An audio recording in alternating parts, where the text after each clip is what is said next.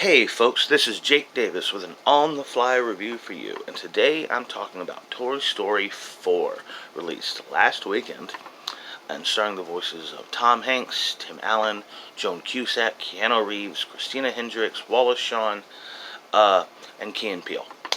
Um, it's still really early here. I'm trying not to wake up my daughter, and I wanted her to record this video with me last night, but she was too tired. Just real quick, if you don't know about the Pixar movies, Pixar's was founded in 1988. Um, Toy Story was their first film in 1995, and this is its third sequel now. It's just really kicked off this long, successful run of highly acclaimed and very successful films for the Disney brand. Um, the whole setup here is years, maybe 3 to 4 years after the end of the first film.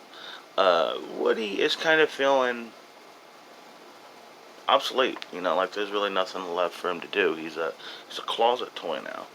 Um, and shortly after this, thanks to inspiration from Woody, Bonnie creates a toy out of, well, trash. Out of, like, there's names some fork, you have like a spork and some twizzle and uh, a tongue depressor. What is this thing called? Yeah. Uh, she makes this toy. The toy, like I said, is made from trash, so he just wants to throw himself away. It was a very funny sequence. But eventually, he escapes, he runs away, and Woody has to go get him because Woody wants the girl to be happy because as a toy, this is his purpose, and he has to get her new favorite toy back to her. Almost kind of sad because you're seeing Woody go completely opposite of where we first met him. Where he's willing to sacrifice a new toy just to give himself an extra push-up, and just to keep himself as the favorite in the first film. Eventually they get to a carnival, which is next to a traveling carnival, which is currently close to an antique shop, toy antique shop where, like, just to say, like, some mafia horror movies type stuff is going on inside the antique shop. And there's carnival toys that get caught up in the adventure too. And because it's Pixar, and Pixar's really good about keeping their stories wrapped tight, not telling you too much before the film comes out. I don't want to tell you too much either. Uh, what I will say is that this is great. This is a great movie. It's it's emotional. It's profound. It's hilarious. It's very human. It's Toy Story. Um, I'm easily giving this movie 5 stars, and I personally think it's sitting pretty right now as the best movie of the year. Now, I loved Endgame, but I thought Endgame had not problems, but it had faults. It had a little bit of flaw. It wasn't perfect. This movie's kind of fucking perfect. Um, like I said, I don't want to give away too much, but Tom Hanks has as Sheriff Woody, just amazing voice work over the years. And even though this one does focus more on Woody than the rest of it's always been his story. But there doesn't really seem to be too much for Buzz to do in this one. Buzz is doing his Buzz thing, running around trying to save the day and be a hero. But at the same time, the point is that Buzz is kind of content where he is right now, and Woody's not. Uh, and it's just so well done, and so goddamn good. And I will say that I think it was just a very fascinating approach to the metaphor of purpose for a person's life. Look, everyone needs purpose.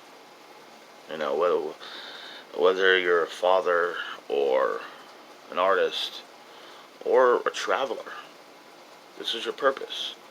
To see, to document, to teach, to share.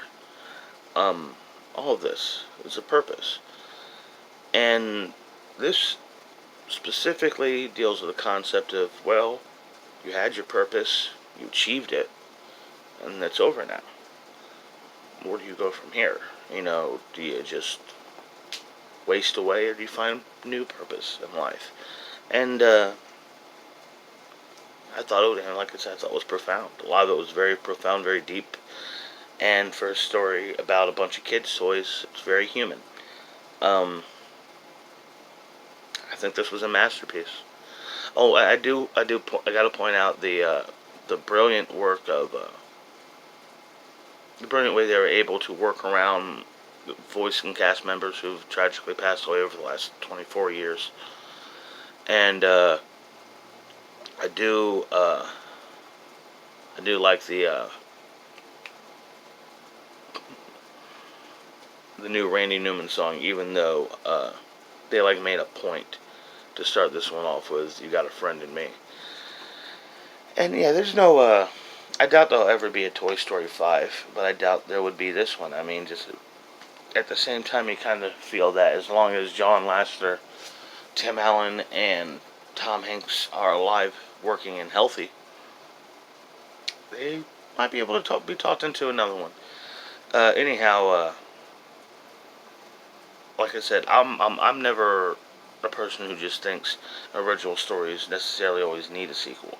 I mean, like, say with something like comic books, where you got, I mean, like, years of archives and characters to work with, you can always come up with sequel stuff.